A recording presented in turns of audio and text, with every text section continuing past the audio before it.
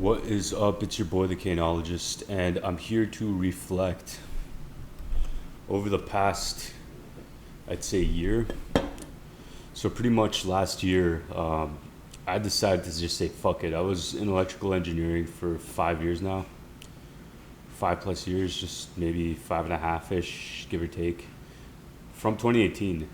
And so, yeah, near 6 years, five and a half to near 6 years, and basically,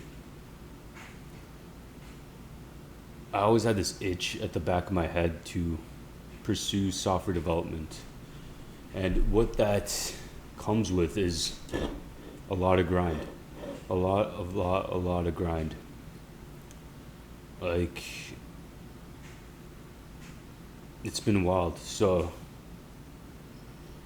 just a quick recap of that last year. So, I guess start of 2024, um, I just moved from downtown. Well, I was still in downtown Toronto, and I was just grinding software. So I got boot.dev. I got a account on bootdev. I got did a bunch of courses. Did the intro to Python. Did a bunch of leak codes. Started studying, applying and shit like that. Um, all I knew at the time was like I have this itch to get into software. I don't know, like it's kind of been in my mind since like 2020. It's been like a pipe dream of mine. It's like I've always gravitated towards software projects when I was working in electrical engineering. So like when I had to design a circuit board, I have to program a microcontroller with that to feed inputs to the circuit board, right? Those are the things that I would be excited for. Right? I love design too. I loved creating circuits. I loved building boards, making drawings, troubleshooting with electrical. Like I'd love to fucking troubleshoot a board with a multimeter. You could do that hours and hours and hours, doing wiring panels, and all that. But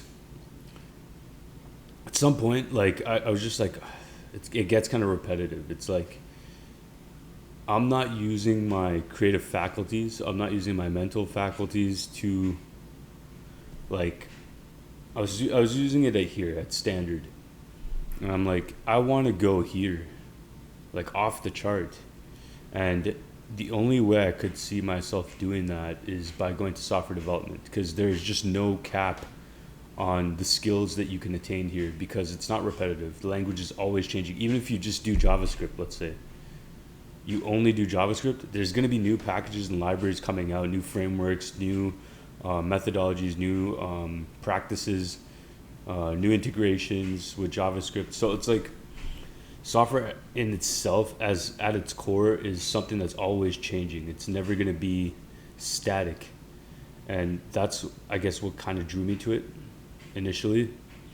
But yeah, just getting in, I felt like software was a club for people of cut from a certain cloth, and only those people could get in. And I always felt like I was looking in from the outside, and like everyone's in the candy store, and I'm at the glass, like, oh wow, like imagine if I could have some candy, right? And, like everyone else is going in the store, and everyone else gets to eat like all the candy they want, while you get the fucking shitty Tootsie Rolls and fucking um, those fucking candy corn like off the ground and shit. It's like, wow, all these guys are working on all these cool projects, and while you have to like beg at work for like a project that's like something you want to do, because in engineering, like a lot of these projects will be projects that you're basically given a task, and it's like fuck off in the corner, finish your task, right? And like you kind of just have to do that, right? While like certain people like once you get a certain amount of seniority in engineering, then you get to kind of choose your projects, choose everything. That's like 5, 10 years in, right? And I didn't want to be 35, 36, 37 and finally get to work on a fucking Arduino project or a Raspberry Pi. So I'm like, I started kind of preparing myself for my transition to software development, which was I'd spend at least 2 to 5 hours a night. I do like an hour or two of boot dev, an hour or two of leak code, an hour or two boot dev, leak code, boot dev, leak code.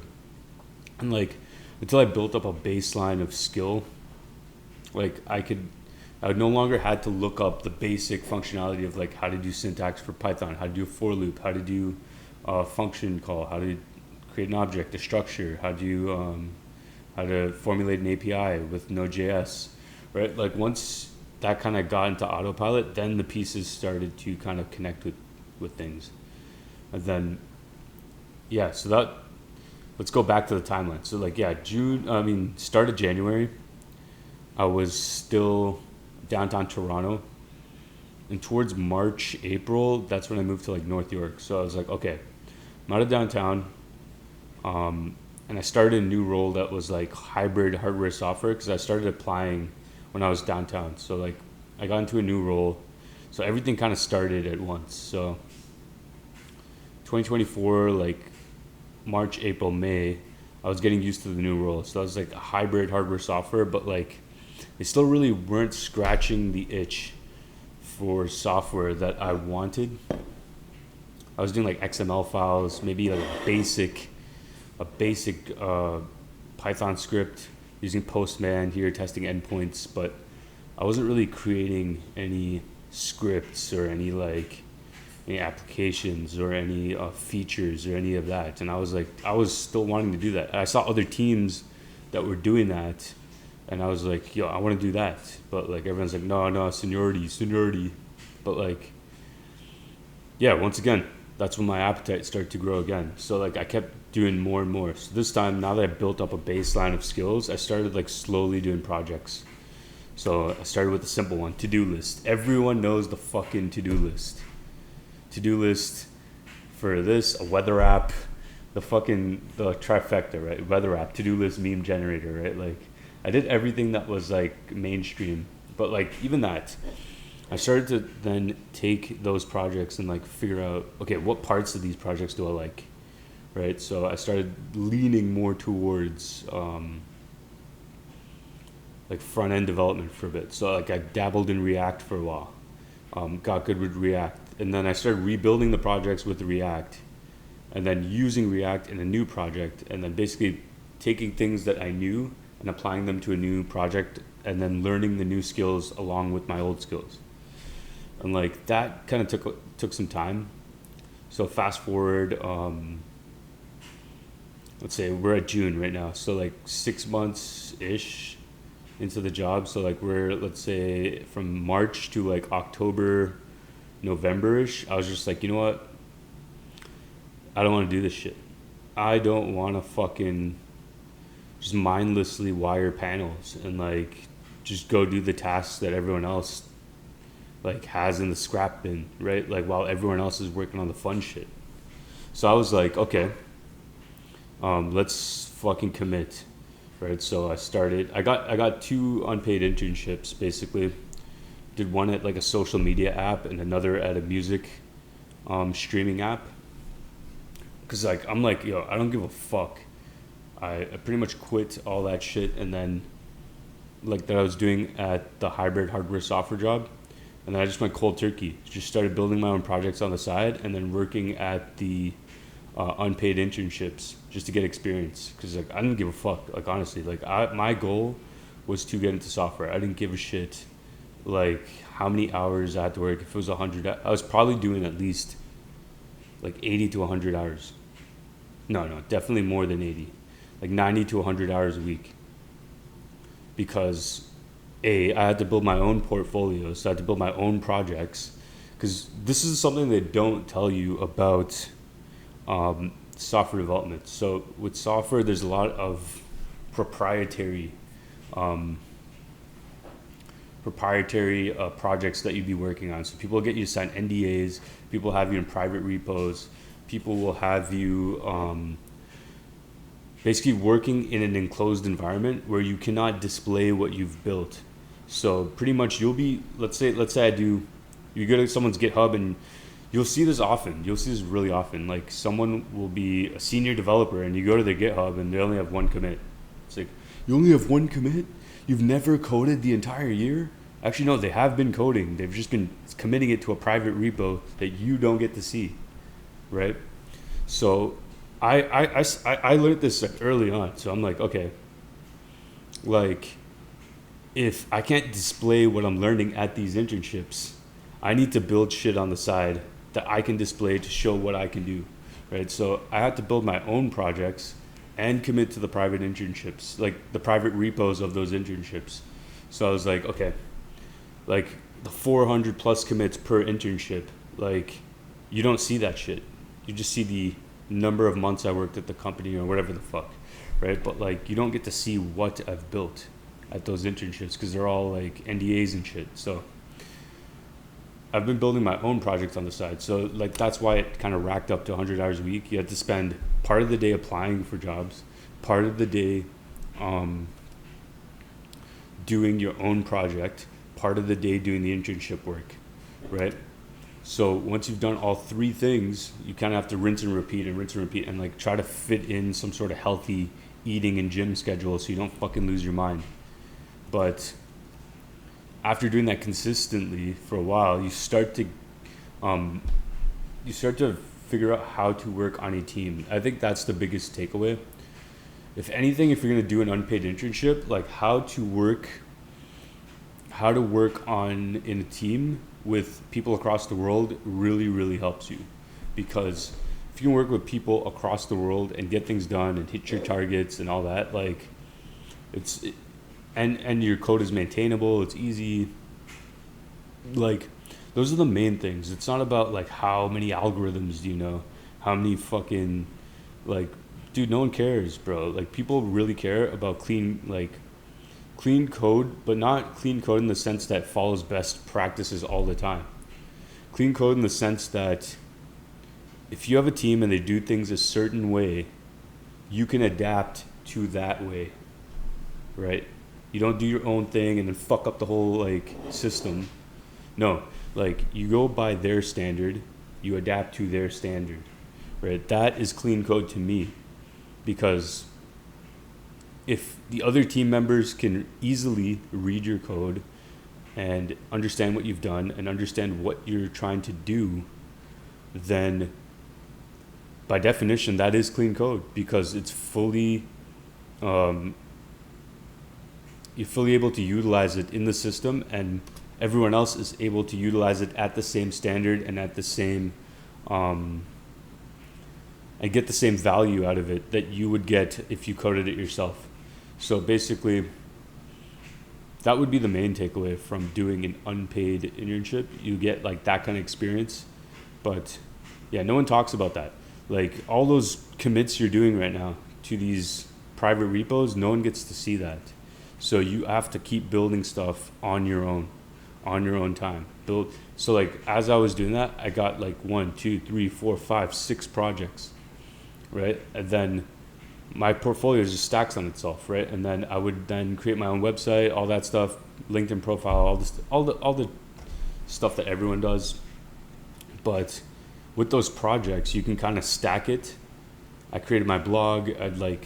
So that way I just break down everything I did in the project to show my understanding of each step of the project.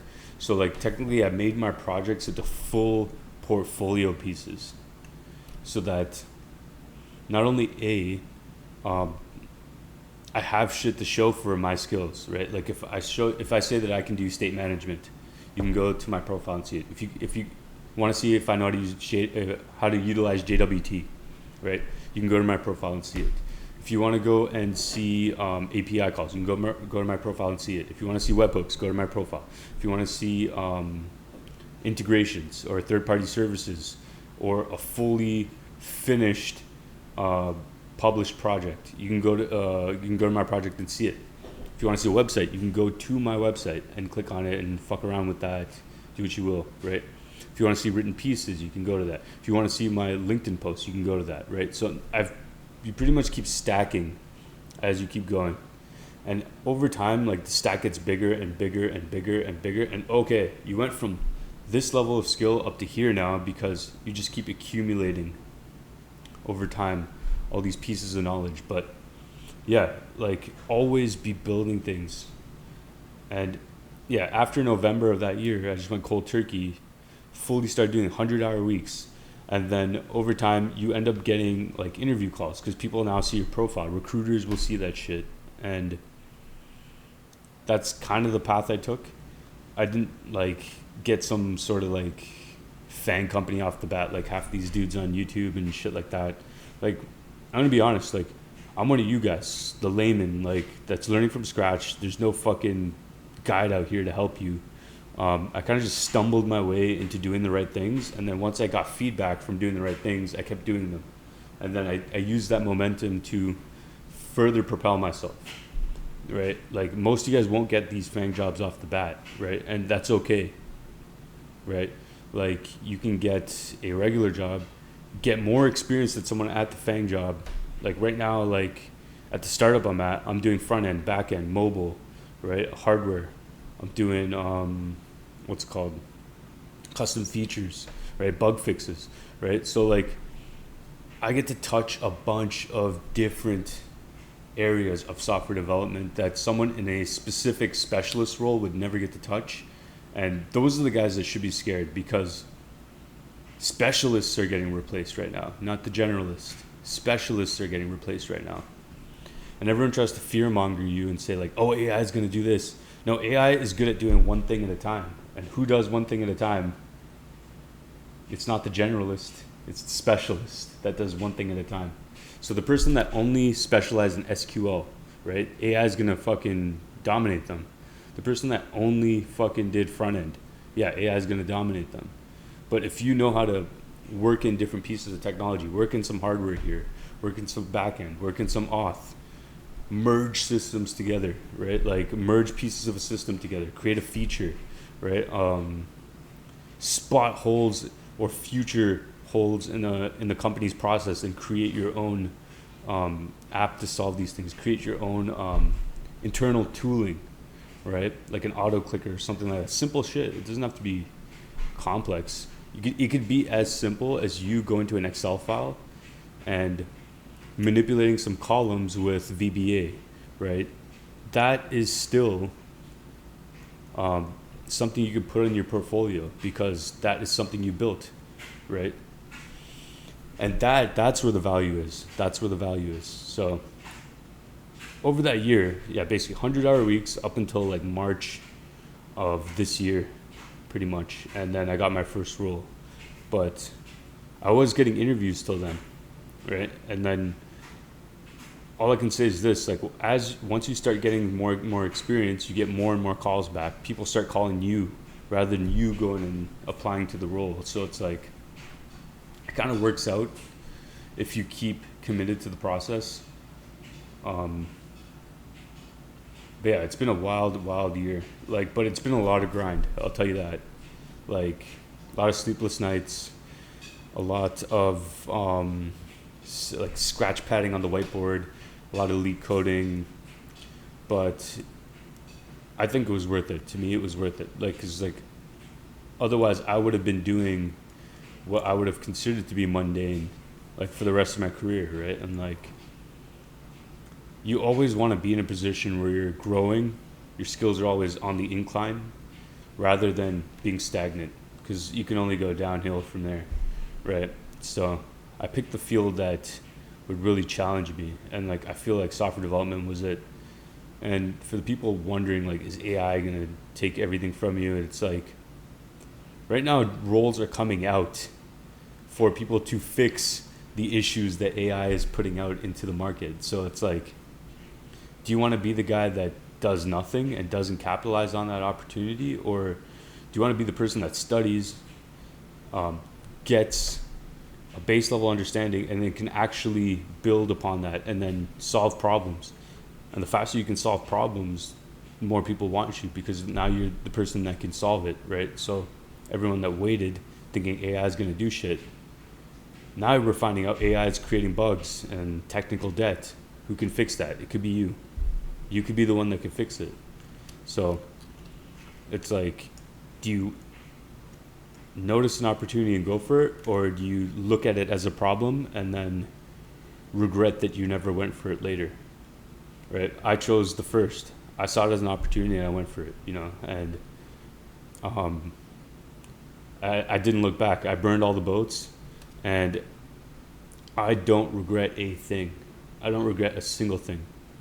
Like, I burned my boats and I went all in, right? And it doesn't have to be extreme as that. Like, you could still part time learn shit on the side, but I just felt like the industry was moving so fast, and I didn't want to be the person on the sidelines. So, like, I just went all in, and yeah, that's my what I would say my reflection is of that year. So it's just been grind, grind, grind, internships, projects, leak codes, and then interviews, and then like all that kind of stuff. But for the most part, I'd say like it was worth it. It was worth it. I still enjoy it, right? Like, if anything, like I'm even more. Um, when you have to work that hard to get what you want, you start to appreciate it a lot more, and that's why, like, I'm enjoying work now. Like, I love it. I loved electrical, but like software, like I'm going home and I'm still thinking about it. I'm in the car and I'm still thinking about it. I'm like, I'm asleep and I'm doing bugs in my sleep. I'm like dreaming about solving the bug. It's fucking, it's wild. It doesn't even feel like work anymore because you enjoy what you do, right? So fortunately, I was able to figure that out.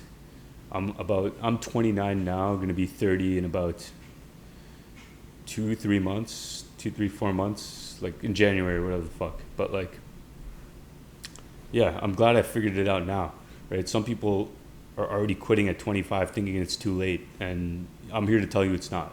It's not too late. I'd say go for it, or you will be that person at 50 thinking like, what if, and it's like, it doesn't have to be what if you just start now, right? So, yep, that's my spiel. That's my recap of the last year. That's like my process of what I've done, like my thoughts along the way. I'd say in terms of advice, like you see all these gurus on there, I'd say stick to your gut instinct, honestly. Like, figure out what excites you about the field and then build upon what excites you. So like, if you could stay excited enough to learn one concept, build on that specific concept. So if you're good at Python, right, learn like pandas, learn how to use matrices, right? Learn how to use what's called NumPy, right? Like for like data analysis and things like that. Learn how to use Django, right? And then once you get a good enough, learn how to build like a web scraper, learn how to do scripting, right? And incorporate some bash scripting in there, right? And then as you keep building these building blocks, you will end up just becoming good by default, because once you learn one thing, it kind of bleeds into other things, and then it kind of just stacks. So it's like compounded interest with like knowledge. It's like compounded learning, right? So you never really lose anything. And then when you go to like Golang, or if you go to like SQL, or if you go to like JavaScript, or if you go to like Java, right, or C, right? Like, it's all the same concepts. Like, it's just a different language. So that's just my spiel on all this. I'm not here to fucking say, hey, buy my course, bro. Like, I don't care, bro. I don't care. I'm just here to give you the real shit. All my shit's on here for free. Watch all of it. I put all my leak codes on here for free. I show you my whole thought process of how I solve these leak codes for free. I put my study sessions on here for free. I put my Arduino course on here for free. I used to have it paid on Udemy, and I was just like, fuck it. You know what? Let the people learn shit, you know? Like, the only time I would like possibly even consider doing like a paid thing is if like someone wanted like a full immersion, and like, or like they wanted to learn for like 3 months or some shit in Shadow. It's like, okay, fine. At that point, it's like, that's like an inconvenience to my life. But like, if I'm just studying, right, or if I'm just like building something, yeah, take it, bro. Like, I put all this stuff on here on YouTube, right? So this is all for you guys. So I'm just documenting my steps, just showing you that these skills are attainable, these skills are learnable. I'm not some fucking, I didn't know all this off the bat, right? If you look at my start of the videos, I think start of 2024 when I started making videos. So like this is pretty much all from scratch.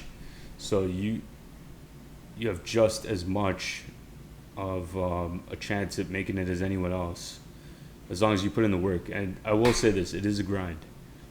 It is definitely a grind. Don't think it's some like, oh, I could just spend a month like doing shit and then like I'll just end up getting like a 6-figure job at a fan company. No, it's not like that, bro. Like a lot of people spend a year to 2 years just learning on the side, or like a focused 6 months is like you doing like 8 hours a day. And if you're not doing 8 hours a day, be honest, if you're not doing 8 hours a day, it's probably gonna most likely take you 1 to 2 years, if you're serious about it.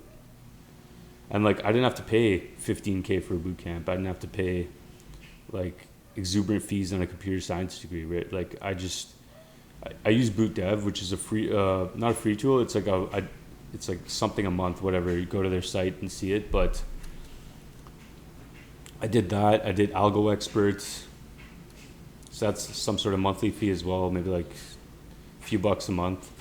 But like consistency over time, and you pretty much end up being as skilled as the people that did do those boot camps or go to the 4-year degree, like with passion and effort, right? And as long as you continue to learn, like you keep your edge. So do what you will with that. That's just my recap of this past year and me transitioning to software development. This is more for myself too, just to see the mentality that I'm in now. Like, I never thought I could do this. Like, if you told me 2 years ago you're gonna be like a dev and you're gonna be on a team and you're gonna be like there's currently one of the music company that I worked at, like for the unpaid internship, like they have my site up today. That I built their site from scratch with React, and they're still using the site I built to this day. And it's like, if you were to tell me a year ago that like a company would be using my site, like something I designed, right? I wouldn't say my site, technically it's the company's site, but like a site that I designed from scratch and built and wired and like added services to and did integrations for, I would have told you like, there's no way I could do that. There's no way. But here we are. Like, you gotta just bet on yourself and stay consistent. And yeah, the world is your fucking oyster. Anyways, I'll just out. Like, comment, subscribe. I'd love to hear your journeys. Like, who else is self-taught here? Who else is... I'm just curious to hear about everyone watching this. Like, what was your path to software? How'd you even get interested in it? Like, I'm curious. All right. Peace. Let me know.